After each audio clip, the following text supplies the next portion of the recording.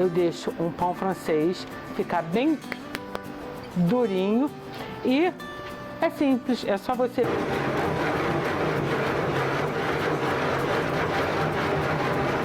Ela está um pouquinho encrustada, mas isso é uma ótima para vocês verem como o pão retira o grosso de cima. Aí depois eu, óbvio, viro e quando a gente acende a churrasqueira, o próprio fogo termina de higienizar. A minha mão não tem gordura nenhuma, a churrasqueira é de ferro e às vezes fica com um pouquinho de ferrugem, mas quando você for passando o pão, ele retira até a ferrugem. Mas gordura e sujeira, olha, ela não tem, ela está sequinha. Então essa é a minha super dica para você limpar a sua churrasqueira. Agora eu vou falar de uma parte muito importante que muita gente acha que é besteira, mas é a higiene. Porque nós aqui, quando fazemos churrasco, principalmente quando a gente mexe com carne crua e depois uma carne cozida, a gente tem que prestar atenção a duas coisas, e isso eu aprendi na faculdade. Você deve manusear a carne crua em um recipiente, no caso eu sempre tenho uma vasilha para temperar, para salgar a carne, que outra coisa, a carne deve ser salgada na hora de ir para o fogo. Se você salgar a carne e deixá-la no ponto, ela vai acabar dessorando e ressecando. Então esse aqui é o lugar onde eu tempero a carne. Eu tempero a picanha, no caso, com o sal grosso.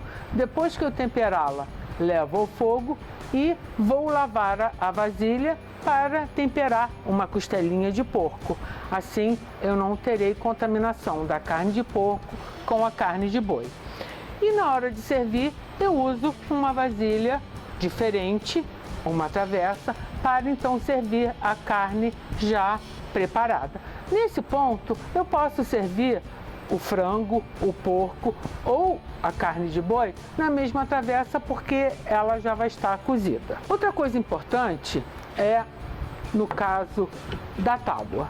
Eu sempre uso duas tábuas. Uma tábua para se eu precisar cortar a carne crua, que é a mesma situação para a vasilha. Eu vou usar a carne de boi, depois vou higienizar, vou usar a carne de porco ou frango, e na hora de cortar a carne já cozida, eu vou cortar em outra travessa. Muita gente vai torcer o nariz e falar: nossa, isso é frescura. Eu aprendi na faculdade que não é. Então ninguém passa mal no churrasco quando vem aqui em casa, porque eu adoto certas medidas que eu acho que não custa nada. E aqui nós temos alguns utensílios importantes. Essa daqui é uma das peças-chave para um bom churrasco. Uma pinça comprida para você não se queimar e poder virar a carne. Eu sempre falo, não se fura a carne para que ela não dessore e não venha a ficar ressecada. Outra peça importante é uma faca bem amolada. Para a gente não ficar mastigando a carne, ela deve ser muito bem amolada, uma boa faca.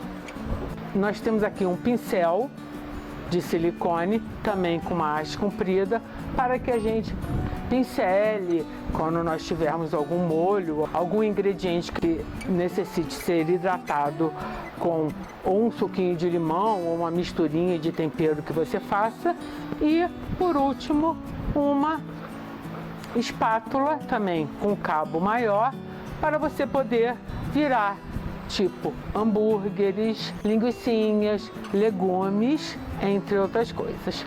E agora eu vou mostrar para vocês esse tapetinho de silicone. Esse tapetinho de silicone é para ser usado principalmente quando você não quiser que o alimento que você estiver preparando grude. Isso a gente fala mais no caso de peixe. Peixe é um terror. Você coloca uma posta, você coloca um filé de peixe ou um peixe inteiro, e quando você vai virar, ele gruda a pele toda, mesmo com aquelas grelhas que você abre, fecha e coloca. Então esse tapetinho, ele é próprio para a churrasqueira. Ele também é de silicone, igual outros tapetinhos que você vê para, no caso, a parte de confeitaria ou biscoito. Outros utensílios importantes no churrasco são espetos. Você pode usar aqueles espetos com cabos de madeira, que são unitários ou divididinhos, ou então você pode usar também esses de inox, para pequenos espetinhos que você queira arrumar, no caso algum camarão, frango, legumes, ou então esses de madeira. Esses de madeira, você só deve prestar atenção a um pequeno detalhe. As extremidades no fogo vão ficar pretas. Então, para que você evite que isso aconteça, você deixe-os previamente de molho numa vasilha, num tabuleiro. Aí assim, quando você for colocá-los no fogo, eles não vão queimar as pontinhas. Então agora eu vou passar para uma outra parte. Como nós devemos fazer o fogo? Aqui em casa, o meu marido é expert nisso. Como antigamente a gente lia jornal e hoje em dia é tudo pela internet, a gente aqui em casa não tem mais jornal. Então a gente usa papel e ele faz essas obras de arte aqui que eu vou ensinar para vocês como é que faz. É o seguinte, aqui eu tenho como se fosse a mesma quantidade de uma folha inteira de jornal, no caso 2 páginas. Então a gente dobra no meio, você vem enrolando, mas não aperte, que é justamente para deixar que o oxigênio possa, né, circular no meio. Então você enrola assim.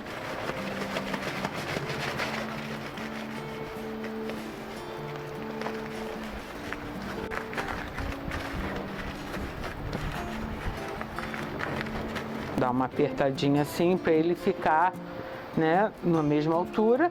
Agora é muito simples, eu vou tirar aqui a grelha e vou pegar os meus nozinhos, vou colocar aqui no meio. E a ideia dessa preparação sofisticadíssima é você fazer meio que uma chaminé, um vulcãozinho, onde o ar vai circular pelo meio e vai sair, né, por esse buraquinho aqui. Então agora o que a gente vai precisar? Colocar carvão em volta. Não se coloca carvão no meio para não impedir justamente a circulação do ar. Eu peguei aqui o carvão, coloquei aqui nesse balde para ficar mais fácil de tirar. Então eu primeiro coloco tudo embaixo, coloco embaixo os pedaços maiores.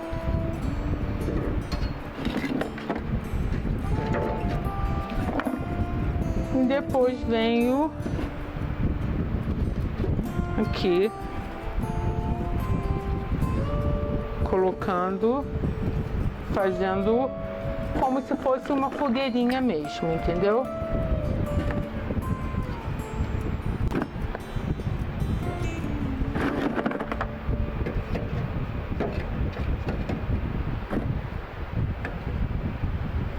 Agora que eu terminei com a minha construção tecnológica, eu vou falar uma coisa importante, apesar de ser uma coisa óbvia.